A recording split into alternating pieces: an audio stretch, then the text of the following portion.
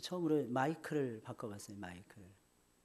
우리 아까 특송하신 분 세 분들 중에 한 분이 하나님 앞에 큰 헌물을 하셨어요. 근데 그분이 오늘 오전에 광고하신 분의 아버지니까 말을 못 하셨어요. 너무 감사하고 우리가 항상 주의 일에 힘쓰는 자들이 되셔야 됩니다. 그러면 하나님이 기뻐하시는 거예요. 하나님은 갚아주시는 분이에요. 하나님께 나아가는 자는 반드시 그가 계신 것과 자기를 찾는 자들에게 상 주시는 이심을 믿어야 할지니라. 하나님은 상 주시는데 100배, 60배, 30배 결실할 수 있도록 해주십니다. 오늘은 연말을 맞이해서 오늘은 LTC 교육을 하지 않고 연말 특별 설교를 하도록 하겠습니다. 우리는 마지막 때를 향해서 열심히 지금도 달려가고 있어요. 하나님 말씀은 영원합니다. 이 사실을 기억하셔야 돼요. 지난 시간에 6여전도의 헌신 예배였는데 제가 하려고 그러다가 갑자기 다른 교회에서 꼭 와달라고 한 수요일까지 연락이 없길래 오지 말라는 뜻인 줄 알고 안 가려고 그랬어요. 그랬더니 주보를 막 넘기자마자 연락이 왔어요. 꼭 와달라고. 그래서 가까운 교회였고 근데 가까운 교회도 쉽지는 않더라고요. 그래서 지난주에 원래 설교할 내용이었는데 오늘로 미루게 되었습니다. 오늘은 벳세메스로 가는 두 암소 이런 제목이에요. 법궤는 이스라엘 민족의 중심이었어요. 이스라엘 백성들에게는 아주 중요한 것이었습니다. 법궤는 하나님의 영광스러운 임재와 하나님의 약속을 상징하는 것이었습니다. 법궤는 광야교회에서는 하나님이 이스라엘을 보호하심과 인도하심의 커다란 상징이었습니다. 법궤가 움직이면 그것을 따라서 이스라엘도 움직였고 법궤가 움직이지 않고 가만히 있으면 이스라엘 백성들 역시 움직이지 않고 가만히 있었습니다. 이스라엘 백성들의 모든 삶의 중심에는 하나님의 법궤가 있었던 것입니다. 우리가 잘 알죠? 그 안에는 모세의 10계명의 두 돌판이 담겨져 있었어요. 물론 나중에는 그 나머지 두 가지가 더 있었지만 나중에는 다 없어졌지만 아론의 싹이 난 지팡이가 담겨져 있었고 그리고 또 더 나아가서는 그것만이 아니었어요. 이스라엘 백성들이 40년 동안 하나님과 동고동락했다는 상징인 만나라고 하는 것이 담겨져 있는 돌 항아리가 있었어요. 이 모든 것은 그리스도의 말씀을 상징하는 것이었어요. 이 사실을 우리는 기억을 하셔야 됩니다. 블레셋 사람들은 신이 나서 법궤를 빼앗아 갔어요. 이스라엘의 삶은 철저하게 법궤가 중심이 되어서 움직이고 있었는데 그만 블레셋에게 이 법궤를 빼앗겨 버린 겁니다. 그때 아마 블레셋 사람들은 너무너무 좋았을 거예요. 신이 났을 거예요. 왜? 이스라엘의 상징물이었던 법궤를 빼앗았다는 거예요. 그러니까 자기네들이 승리한 거죠. 그리고 자기네들 땅으로 법궤를 옮겨갑니다. 하지만 법궤가 머무르는 7개월 동안에 블레셋 땅 전체는 쑥대밭이 됩니다. 이스라엘 백성들이 전쟁에 패했던 것보다 훨씬 더 큰 재앙이 그들 가운데 내려졌기 때문입니다. 블레셋 사람들은 본래 음란했어요. 본래 거짓말을 잘했어요. 본래 술수가 능했습니다. 본래 우상숭배의 죄를 범하기를 밥 먹듯이 했던 민족이 블레셋 민족이었어요. 거기에 대한 하나님의 심판이 법궤를 빼앗아가면서 나타나기 시작을 했다는 것입니다. 게다가 그들은 레위인들만이 아니라 레위인들만이 만질 수 있는 법궤를 함부로 만지는 큰 죄악까지도 범하고야 말았습니다. 오늘 마지막 부분에 보면은 벳세메스로 돌아왔는데 태양의 집이라고 하는 뜻이거든요. 벳세메스는 그 태양의 집에 하나님의 법궤가 돌아왔는데 이스라엘 백성들이 그 안을 들여다보는 거예요. 이거는 이스라엘 백성들조차도 가까이 할 수 없는 것이었어요. 이스라엘 백성들은 움직일 때마다 법궤가 앞서갑니다. 머물러 있을 때는 그들이 진을 치는데 동쪽에 세 지파, 서쪽에 세 지파, 북쪽에 세 지파, 남쪽에 세 지파 이렇게 12지파가 딱 진을 치는데 한복판에 법궤를 놓을 정도로 법궤는 이스라엘 백성들의 삶의 전부였어요. 그리고 이스라엘 백성들이 요단강을 건너갈 때 보면 법궤가 얼마나 소중한지를 쉽게 알 수 있어요. 적어도 한 900보에서 1000보는 떼게 만듭니다. 왜? 법궤는 하나님의 임재의 상징이었기 때문에 가까이 하면 거룩하지 못한 백성들은 죽을 수밖에 없었어요. 그래서 하나님은 그 상거를 떼게 합니다. 그 사이의 거리를 떼게 했어요. 우리는 무조건 차지하면 좋을 줄 알죠. 우리는 무조건 은혜를 입으면 좋을 것 같죠. 그 은혜에 따르는 책임이 있다는 것을 기억을 하셔야 됩니다. 이 중국의 최고의 가피는 마윈 회장이에요. 이 중국의 최고의 가피는 마윈 회장의 재산이 전 세계에서 15번째로 많다고 합니다. 그 마윈 회장의 우리나라 돈으로 한 사람은 40조 원이 넘어요. 근데 20여 년 전에 그는 교사였어요. 학교 선생님이었어요. 그가 최근에 인터뷰한 내용이 기사에 실렸는데 이렇게 말하는 것이었어요. 나는 20여 년 전이 제일 행복했습니다. 우리나라 돈으로 16,000원을 벌 때였어요. 한 달에 16,000원. 나는 그때 꿈이 있었고 희망이 있었어요. 몇 개월 동안 돈을 모으게 되면 내 소중한 자전거를 살 수 있다는 희망에 나는 부풀어서 살고 있었습니다. 근데 지금은 40조 원 이상의 중국에서 제일 큰 갑부가 됐어요. 근데 그가 이렇게 말을 하는 거예요. 돈이라는 것은 나에게는 하나의 재원밖에 되지 않습니다. 그래서 물어보는 거예요. 만약에 이 많은 재원과 젊음을 바꿀 수 있다면, 어떤 젊은이가 와서 내 젊음하고 이 돈을 바꿔달라고 하면 어떻게 하지? 기꺼이 내가 바꾸겠습니다. 그러면서 마윈 회장이 하는 말, 그러나 그 사람은 불행해질 것입니다. 왜냐하면 그 사람은 돈에 자기의 삶을 팔았기 때문입니다. 대단한 사람이에요. 작년에 기부를 했는데 3조 원 이상 기부했답니다. 돈이라는 것은 나라를 위해서, 돈이라는 것은 죽어가는 사람들을 위해서 쓸 때의 가치가 나타나는 것입니다. 그걸 실천해요. 이것은 내 돈이 아닙니다. 실천해요. 이것은 나라의 돈입니다. 이것은 중국 모든 인민들의 돈입니다. 이게 마윈 회장의 사고방식이에요. 정말 다르지 않습니까? 법계가 대단한 줄 알았어요. 가져갔는데 블레셋 전체가 초토화되는 거예요. 나중엔 서로 미루는 거예요. 야, 니네가 가져가. 우리 도시에는 가져오지 마. 5개의 방백들이 있었는데, 5개의 성읍이 있었는데, 하나님이 그들에게 천벌을 내리셨는데, 하나님의 진노의 손이 내려지자 법계가 가는 곳마다 패스트, 흑사병이 돌기 시작했어요. 그걸 독종이라고 하는 흑사병이었어요. 법계가 가는 곳마다 재앙이 쏟아지자 5명의 블레셋의 방백들은 법계를 이스라엘 본처로 돌려보낼 것을 결의를 하게 됩니다. 바로 그때 블레셋의 제사장들과 복술자들은 법궤를 그냥 돌려보내서는 안 되고 속건제사를 드린 이후에 돌려봐야 된다고 제안을 합니다. 속건제라는 건 딴 게 아니에요. 타인의 권리나 재물을 침범했을 때 그에 따르는 보상, 그에 따르는 배상의 뜻으로 드리는 희생의 제사가 속건제였어요. 그러니까 그들은 하나님의 법궤를 자신들이 훔쳐왔다는 것을 알고 있었어요. 그걸 자신들이 훔쳐왔으니까 하나님께 범한 그 죄값에 대한 보상으로 속건제사를 드려야 한다고 주장했던 것입니다. 그래서 제사장들은 블레셋이 5방백이기에 금독종으로, 금으로 만든 독종 5개, 이게 뭔지는 모르겠어요. 뭐 금쥐의 형상이었다, 뭐 어떤 사람들은, 미안합니다, 식사하시고 이렇게 이제 좀 소화가 되셨죠? 이것은 대변의 형상이었을 것이다, 이렇게도 말해봐요. 그러니까 뭐가 됐든지 간에 금독종 5개를 만들고 금쥐 5개를 만들어서 하나님께 영광을 돌리자 제안을 합니다. 결국 그들은 새 수레를 만들고 한 번도 멍에를 매지 않은 젖나는 암소 2를 끌어다가 하나님의 법궤를 그 위에다 싣고 속건제물인 금 보물이 담겨있는 상자를 함께 실어서 보내는 계획을 세웁니다. 왜 그런 생각을 한 것입니까? 블레셋 사람들은 한 번도 멍에를 매보지 않은 암소 2마리가 벳세메스를 향해서 제대로 걸어가면 자신들이 만난 재앙이 하나님이 내리신 재앙이고, 만약에 이 2 암소가 보조가 잘못된다든지 가다가 쓰러진다든지 곁길로 간다든지 그러면 자기들이 판단하는 거예요. 하나님이 보내주신 재앙이 아니다. 이거는 우연히 일어난 일이다. 이렇게 판단하기 위해서였습니다. 어떻게 보면 굉장히 똑똑하죠. 어떻게 보면 굉장히 똑똑해요. 마지막까지 그러나 정신을 못 차리고 있는 거예요.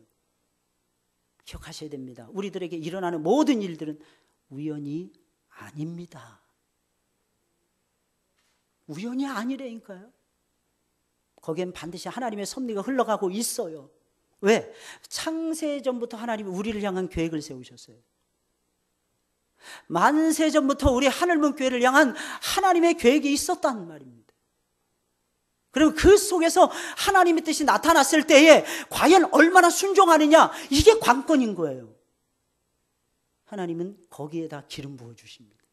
휘발유를 확 뿌려주시는, 휘발유 확 뿌려, 불길이 확 살아나듯이 회개하고 순종할 때 역사가 일어나는 거예요. 아까 우리 여전도회, 연합여전도회 총회를 하면서 임원들을 구성하는데 서로들 못해요. 회장님만 하겠다고, 나는 하겠다고. 회장님만. 나머지는 전부 다 안 하시겠다, 안 하시겠다, 안 하시겠다, 이게 연발하시는 거예요. 근데 마지막에 회장님이 다 끝난 다음에 못하겠다고 생각하시는 분은 여기서 뭐 말씀하시라고. 우리 회장님이 등치는 작은데 속은 큰 것 같아요. 그래서 깜짝 놀랐어요. 그랬더니 전부 다 하시는 말씀이 하나님의 뜻인 줄 알고 제가 순종하겠습니다. 할렐루야? 아멘 소리가 작네요. 그렇게 순종을 안 해보셨으니 잘 모르지 맛을. 우리는 인생을 살아가면서 때로는 자원하는 마음으로, 때로는 억지로 따라가 봐야 됩니다.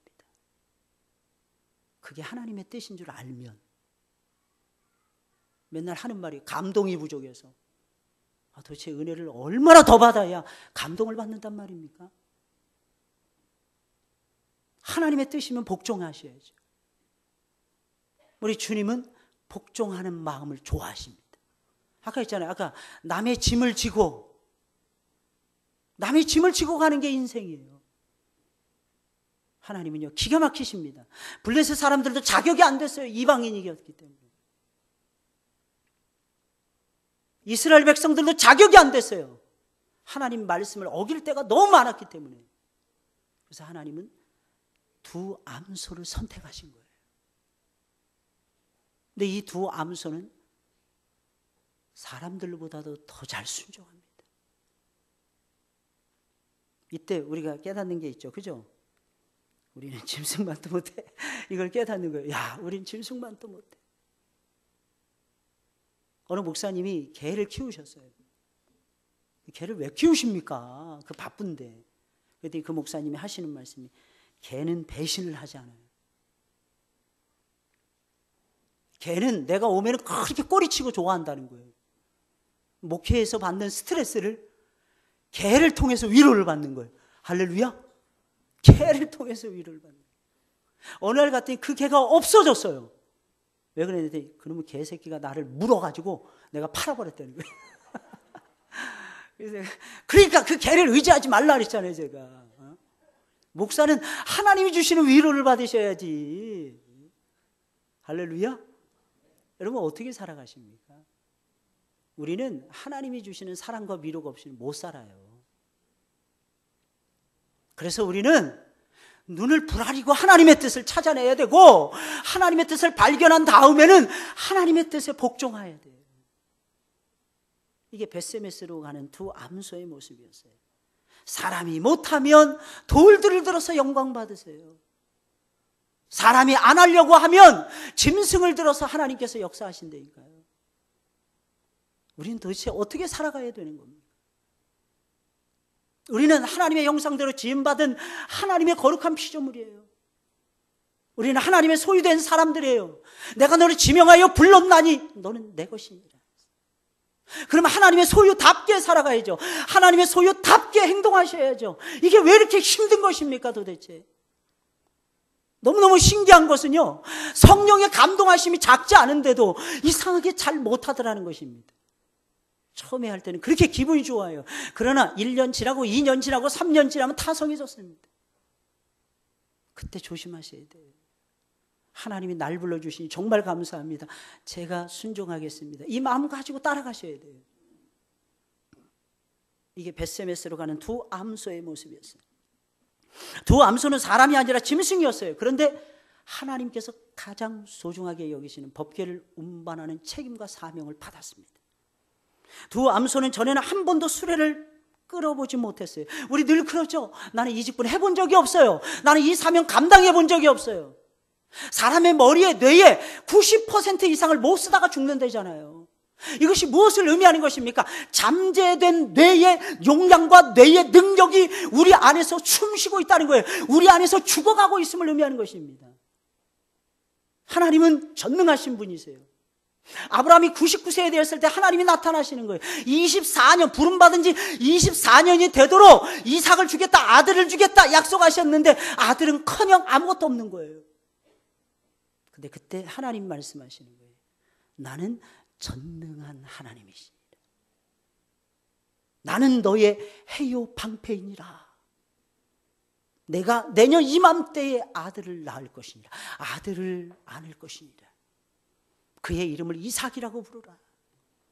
엄청나게 대단한 거예요. 대단한 거예요. 믿으셔야 돼요. 우리는 전능하신 하나님을 믿는 하나님의 사람들입니다. 어떤 사명이나 일이 주어졌을 때 그 일이 한 번도 해보지 못한 일일 때가 많아요. 그때 우리는 두려움에 빠지게 됩니다. 사명에는 두려움이 따른다는 것을 아셔야 돼요. 만약에 두려움이 안 따른다면 다 하죠. 부담이 엄청 큰데 모든 사람 다 감당해줘. 사명에는 두려움이 따라와요. 근데 놀라운 사실은 그 두려움을 극복하고 사명을 감당해내야 하나님의 축복을 받게 되는 거예요. 그 두려움을 감당해. 더 기가 막힌 것은 두 암소들은 갓난 새끼 송아지를 떼어 놓아야만 되는 젖이 나는 어미 암소들이었어요. 새끼 송아지들에게 젖을 먹여야 되는 암소들이었어요. 사명을 감당하기 위해서는 어느 정도 조건도 돼야 되잖아요. 애기들이 꼬맹이야. 애기를 뱃속에 잉태하고 있어. 이러니 어떻게 감당해내겠어요? 근데 여러분 아십니까? 안 그렇더라고. 이 열린문교회에 한 달 전에 우리가 전도하러 나갔어요. 거기에 새댁들이 3사람이 나왔어요. 한 사람이 애기 유모차 끌고 나왔어요. 네, 얼마나 감사했는지 우리가 다 위로를 받고 우리가 다 도전을 받았어요. 다 새댁들이에요. 애가 몇입니까? 어떤 사람 3입니다. 애가 몇입니까? 어떤 사람 애 4입니다. 나이가 어떻게 됩니까? 이제 30 조금 넘었습니다. 근데 어찌치게 쓰임 받더라고요. 그래서 제가 그 목사님에게 그랬어요. 목사님 기운 나겠어요. 저렇게 열심히 하는 젊은 집사들인데 얼마나 감사합니까? 우리는 이거는 되고 저거는 안 되고 내가 다 따져. 그러니 여러분 생각을 해보세요. 하나님의 은혜를 어떻게 받습니까? 하나님의 큰 축복을 어떻게 받습니까? 뭔가 다른 모습이 있어야 은혜를 받죠. 뭔가 다른 모습이 있어야 축복을 받죠. 다 아멘할 수 있는 상황에서 아멘 하는데 무슨 축복이 있습니까? 모든 사람이 다 감당할 수 있는 것을 내가 감당해낸다면 나에게 무슨 특별한 축복이 임하겠습니까? 어미소였다니까. 어미소. 새끼들이 질비한 거예요. 먹여줘야 돼요. 젖이 퉁퉁 불어야 돼요. 뒤로 하잖아요. 누구를 위해서? 법궤를 위해서. 그것이 무엇을 의미하는 것입니까? 하나님의 말씀의 실현을 위해서. 누구든지 주님을 따르기를 원하는 사람은 집이나 전토나 친구나 아내나 자식이나 이 세상이나 이 세상에 있는 것들을 이별하지 않으면 안 됩니다. 예수님 분명히 말씀하셨어요. 아무든지 나를 따라오려거든 자기를 부인하고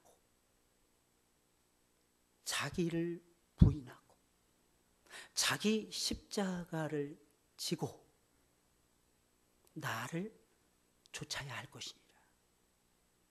이게 쉽겠느냐는 거예요. 주님을 따르는 자는 반드시 이런 모습이 있어야 돼요. 모름지기 주님을 따르는 사람들은 정도, 욕심도, 육체도 십자가의 못을 받고 나를 사랑하여 자기 몸을 버리신 주님을 사랑하는 마음으로만 쫓아가야 되는 것입니다. 그러지 않으면 감당이 안 돼요. 못합니다. 죽었다 깨어나도 못해요. 흉내는 낼 수 있어요. 진정한 헌신이 이루어질 수가 없습니다. 더욱이 전나는 두 암소들이 받은 사명에는 알지 못하는 미로가 기다리고 있었어요. 오늘 본문 8절 9절에 있는 말씀이에요.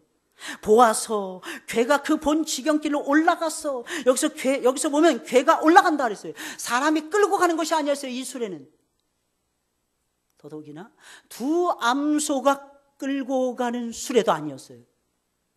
이 수레는 법궤가 올라가는 수레였어요. 너무너무 신기하지 않습니까? 왜 그런 것입니까? 법궤가 끌고 가는 수레가 아니었기 때문입니다. 그렇다고 사람이 앞장서서 어이 하면서 채찍질하면서 이리 가라 저리 가라 사람이 몰고 가는 수레도 아니었어요. 그래서 성경은 표현하는 거예요. 괴가 그 본 지경길로 올라갔어. 괴가 올라간다는 것입니다. 한 번도 가보지 않은 길을 가는 것이 신앙이에요. 신앙에는 모험이 따른다니까요. 모험이 없으면 신앙의 체험을 할 수가 없어요. 한 번도 겪어보지 못한 길을 체험하는 것이 신앙인 것입니다. 아브라함은 부름을 받았을 때 갈 바를 알지 못했다 그랬잖아요. 갈 곳을 안 가르쳐줬어요. 하나님께서. 한 번도 가보지 않은 미로의 길을 아브라함은 걸어가야만 되었다는 것입니다. 이것이 말씀을 따라가는 길이에요. 그런데 신기한 것은 아브라함은 바랄 수 없는 중에 바라고 갑니다. 바랄 수 없는 중에 바라고 간다니까요. 우린 보통 그러잖아요. 누울 자리 보고 다리 뻗으라고. 계산하고 이것저것 다 하고 그래야 된다고 많은 사람들이 주장을 합니다. 그러면 우리 주님 못 따라가요. 발목이 딱 잡혀버립니다. 수학적으로, 공학적으로, 자연과학적으로, 경영학적으로, 경제학적으로, 인문학적으로 거기에 발목이 딱 잡혀버립니다. 못 따라가요. 우리도 지금 그렇게 가고 있잖아요. 미지의 세계를 향해서. 그러나 그렇게 가다 보면 분명히 끝이 보일 것입니다. 너무 신기해요. 끝이 드러나요. 두 암소는 한 번도 매보지 않은 멍에를 맸어요. 알지 못하는 미지의 땅을 향해 걸음을 옮겼어요. 때로는 가까이 있는 사람하고도 생리별도 해야 돼요. 집이나 전토나 가정이나 자식들이나 아내나 남편을 때로는 등져야 돼요. 근데 참 신기한 건 이 세상에서 잃어버린 것에 몇 배 주신다 그랬어요? 100배 주신다 그랬어요. 100배. 이 땅에서 누리는 게 100배라 그랬어요. 그럼 천국에서는 어느 정도 될까요? 한 10,000배? 모르겠어요. 천국에 가서는 안 받아봐서 잘 모르겠어요. 근데 100배가 뭡니까? 하나님은 어마어마한 것을 우리를 위해서 준비해 놓고 계십니다. 그게 믿음이었어요. 따라가는 거예요. 따라가는 거예요. 때로는 우리가 가까이 있는 사람들과 생리별로 하는 아픔을 겪으면서 걸어가고 있어요. 우리 성도들 가운데서는요, 몇 년이 지나도록 친척들 한 사람 얼굴 못 보는 사람들도 많습니다. 오해하시면 큰일 나요. 친척들이 보기 싫으니까. 아니에요. 한 번씩 가끔가다 얼굴 보면 나를 사랑해주는 사람인데 얼마나 보고 싶겠습니까? 근데 교회 일을 하다 보면 때로는 중직의 사명을 감당해내다 보면 언니 못 봐요. 형님 얼굴 못 봐요. 동생들 얼굴도 못 봐요. 그런데 가고 있는 거예요. 근데 우리가 그렇게 갈 때 그분들이 만약에 예수님 모른다면 우리를 통해서 탄복할 겁니다. 그러다가 어쩌다가 힘든 일을 만나고 복음을 접했어요. 기왕에 믿으려면 우리 친척 중에 누구처럼 믿어야 됩니다. 할까요? 안 할까요? 지금 인정받는다고 해서 그 인정이 영원 무궁한 법이 없어요. 차라리 지금은 욕을 먹을지언정 시간이 지나면 인정해 주더라고요. 시간이 지나면 저 목사처럼 믿어야 돼, 저 장로처럼 믿어야 돼, 저 권사처럼 목숨을 걸고 모든 것을 뒤로 하고 예수 그리스도의 뒤를 졸졸 따라가야 돼. 그게 진짜 신앙인 것 같아. 누군가가 그렇게 얘기해 줄 겁니다. 그러니 하늘의 위로가 얼마나 쏟아질까요? 하나님은 너는 내 거야. 야, 너는 처음부터 내 거였어. 세상 것 아니었다. 많은 사람들이 이야기합니다. 마귀의 손에 붙들려 있는 사람을 건져내게. 아니에요. 마귀는 우리를 포제션할 수 없습니다.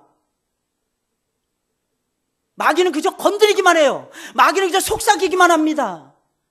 우리가 죄악의 세상에 스스로 묶이는 거예요. 그게 너무 좋으니까. 근데 주님께 묶였을 때 이 행복이라는 건 말로 할 수 없는 거예요. 그때 진정한 자유가 우리에게 쏟아지게 되는 것입니다. 힘들죠, 아프죠, 괴롭죠, 답답하죠, 어떤 때는.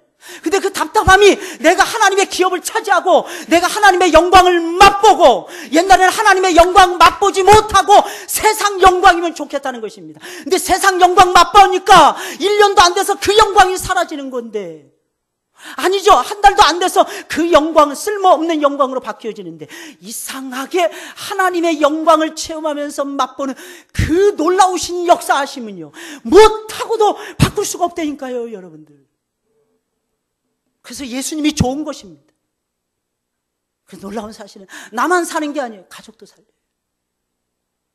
놀라운 사실은 가족만 살리는 게 아니에요. 내가 사랑하는 친구들, 내가 사랑했던 친척들, 내 이웃들, 이 사람들의 영혼까지도 나를 통해서 하나님 아버지께서 살리는 역사를 보여주십니다.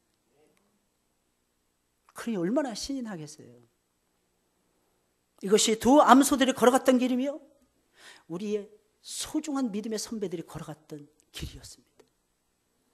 놀라운 사실은 두 암소는 벗개를 메고 마치 오랫동안 연습이라도 한 친구처럼 발을 탁탁 맞추어서 완벽하게 둘이 호흡을 맞추면서 벳세메스라는 목적지를 향해서 가고 있었다는 거예요.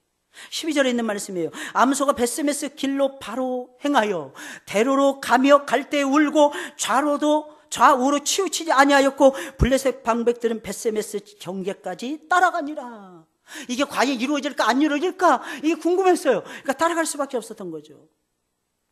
두 암소는 벳세메스 길로 바로 걸어갑니다. 목적지를 놓치지 않아요. 여러분 기억하셔야 돼요. 우리도 마지막 종착역을 놓치면 안 됩니다. 최종 목적지가 어디입니까? 이 땅은 아니에요. 이 땅. 그러니 저 영원한 나라를 향해서 우리는 행진하고 또 행진하셔야죠. 벳세메스는 태양의 집이라는 뜻이에요. 밝음의 땅이라는 뜻이에요. 놀랍게는 거기는 여호수아의 밭이 있었어요. 여호수아 누굽니까? 예수 그리스도를 상징하는 구원자였잖아요. 놀라운 사실은 그 밭의 한복판에, 여호수아의 밭의 한복판에 반석이라는 것이, 구원의 반석은 누구십니까? 예수 그리스도예요. 그럼 벳세메스를 향해서 갔다, 이 말 무슨 말이에요? 예수 그리스도를 향해서 갔다는 뜻이에요. 우리의 목적은 예수님이십니다. 우리의 삶은 수단에 불과해요. 예수 그리스도가 목적이십니다. 그 예수님 표현하는 것이 우리 삶의 목적이에요. 그 예수님 찬양하는 것이 우리 삶의 목적이에요. 그 예수님 드러내는 것이 우리 삶의 고귀한 목적인 것입니다. 할렐루야. 그리고 우리 그렇게 살아가셔야죠. 바로 행하는 거예요. 바로 행한다는 게 뭐예요? 예수님을 향해서 가는 것이 바로 행하는 거예요. 예수님을 향해 가는 길, 그 길이 천국 가는 길이잖아요. 예수님 말씀하셨잖아요. 내가 곧 길이요 진리요 생명이니라. 어떤 때 막 힘들 때 있죠. 막 기운이 쭉쭉 빠질 때 있죠. 왜 낙심하고 가만히 계십니까? 하나님 부르셔야지. 예수님이 길이라면서요. 방금 전에 고백하셨잖아요. 예수님 뭐라 그랬어요? 진리요. 예수님 뭐라 그랬어요? 생명이라 그랬잖아요. 그분이 길 되어 주시고 진리의 말씀을 통해서 우리를 깨닫게 하시고 더 나아가서는 우리에게 생명을 막 부어주시는 거예요. 그러니 우리는 살아도 주를 위해 사는 거예요. 죽어도 주를 위해서 죽게 돼요. 어쩔 수 없는 선택일 수도 있을 겁니다. 하기 싫은데 어쩔 수 없는 선택을 해야만 될 수도 있을 것입니다. 그러나 거기에 생명이 있다면 그거 따라가셔야죠. 할렐루야. 이게 재미있는 거예요. 두 번째로 두 암소는 대로로 걸어갔습니다. 본래 구원의 길은 대로가 아니라 소로잖아요. 좁은 문을 지나서 좁은 길을 가는 게 구원의 길이에요. 근데 여기는 대로였어요. 왜 대로일까요? 주님이 마련해 주신 길이기 때문에 대로인 것입니다. 주님은 위대하시잖아요. 크신 분이잖아요. 그분이 마련해 주신 길이 대로인 것입니다. 다른 곁길도 있었을 거예요. 그 길로 가면 두 마리 암소는 사명을 감당 못해요. 하나님이 예비하신 시온의 대로가 있는 거예요. 시온의 대로, 그 길을 따라가야만이 예수님을 만날 수 있는 거예요. 그 길을 따라가야만이 마지막 최종 종착역에서 하나님으로부터 칭찬받고 인정받고 상급받을 수 있는 거예요. 두 암소는 울면서 걸어갔습니다. 갈 때 울고 그랬어요. 두 암소는 벳세메스를 향하여 갈 때 울면서 걸어갔습니다. 왜 울었을까요? 젖이 통통 불어서 울었을 것입니다. 새끼들이 생각이 나서 울었을 것입니다. 그러나 그것만이었을까요? 그것만이었을까요? 소도 임자를 안다 그랬잖아요. 이사야 1장에 보면 소도 임자를 하고 나귀도 주인을 알건만은 나의 백성들은 하나님, 주인이신 하나님을 모른다 그랬어요. 아마 어떻게 보면 울면서 갔지만 새끼들 때문에 젖이 퉁퉁 불어서 새끼들 생각이 간절해서 울었을 것이지만 나중에는 자기를 선택해 주신 하나님의 그 놀라우신 사랑 때문에 울었을 것입니다. 이게 다른 거죠. 이게 성도가 가는 길은 십자가의 길이며 고난의 길입니다. 비록 하늘의 영광이 기다리는 축복의 길이라 할지라도 그 영광은 눈물이 없이는 못 가요. 아픔이 없이는 못 가요. 그래서 우리의 영광은 기억하셔야 돼요. 눈물의 영광인 것입니다. 뭐라고요? 눈물의 영광이에요. 눈물의 영광. 이 길은 우리 주님께서 먼저 울면서 가신 길이에요. 마땅히 저와 여러분들도 울면서 가셔야죠.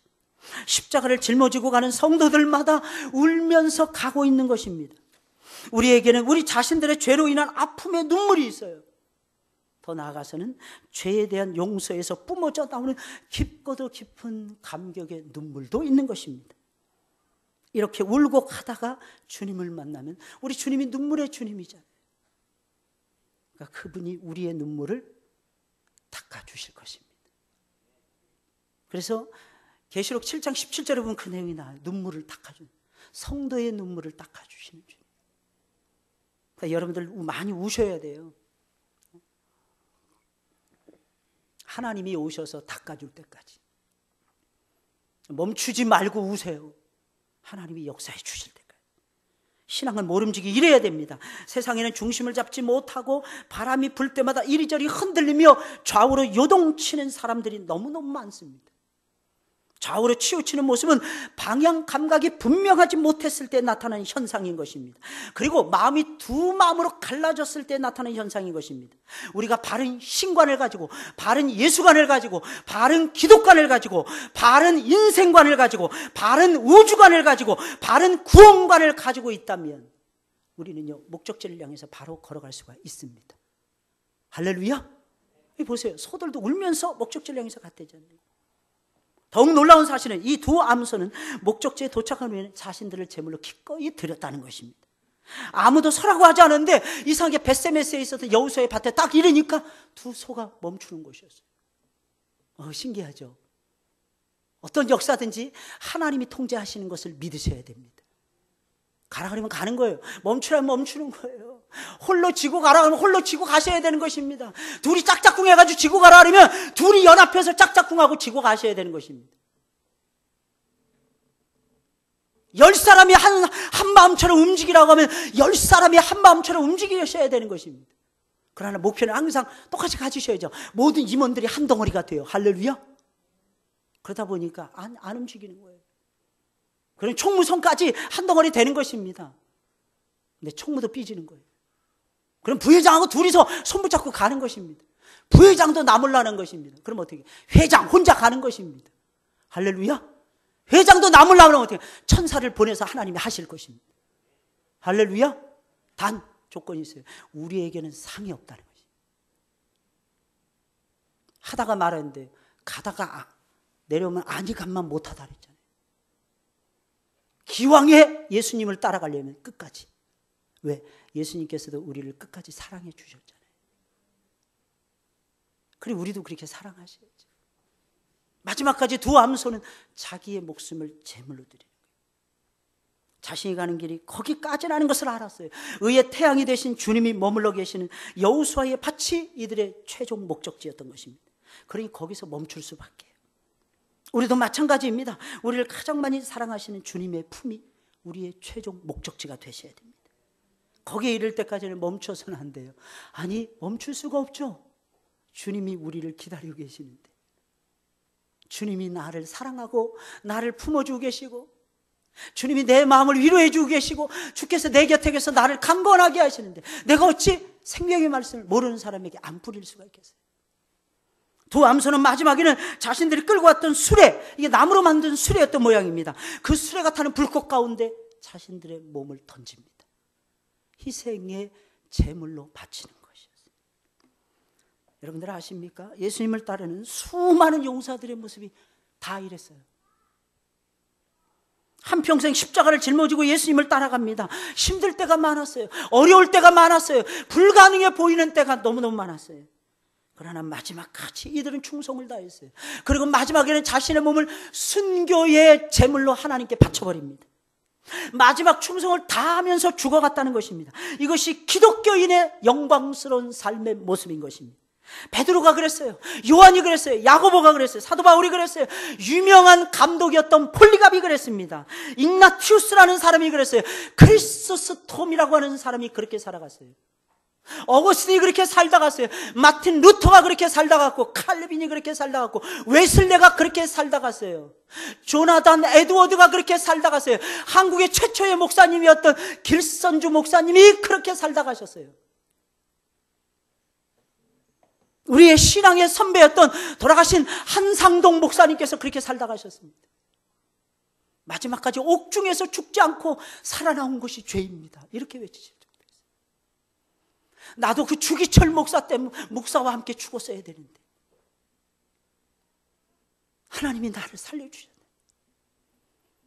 나는 그게 너무 부끄럽다는 거예요. 손양원 목사님 같이 옥중에서 고생했어요. 같이 나왔어요. 추록했어요. 나는 죄인입니다. 나는 그 일제 치하의 감옥에서 죽었어야 되는데. 그래서 공산당이 내려와요. 여수의 양문에서 도망치라고 아우성을 치는 거예요. 성도들이. 목사님 제발 저 배 타고 부산으로 가세요. 그때 손양원 목사님 하시는 말씀, 주님이 피하지 않은 길을 내가 어찌 피하겠습니까? 주님이 한 번도 피한 적이 없는데 내가 어찌 피하겠습니까? 나는 죽겠습니다. 만약에 혹시 하나님이 나를 불쌍히 여기셔서 나를 살려주신다면 내 지금보다도 더 열심히 주의 일을 할 것입니다. 평생을 수천 명의 양떼들을 거느리면서, 그때 당시에 평생에 걸쳐서 문둥병 환자들과 동행했던 어르신이었어요. 모든 걸 다 쏟아부었어요. 모든 걸.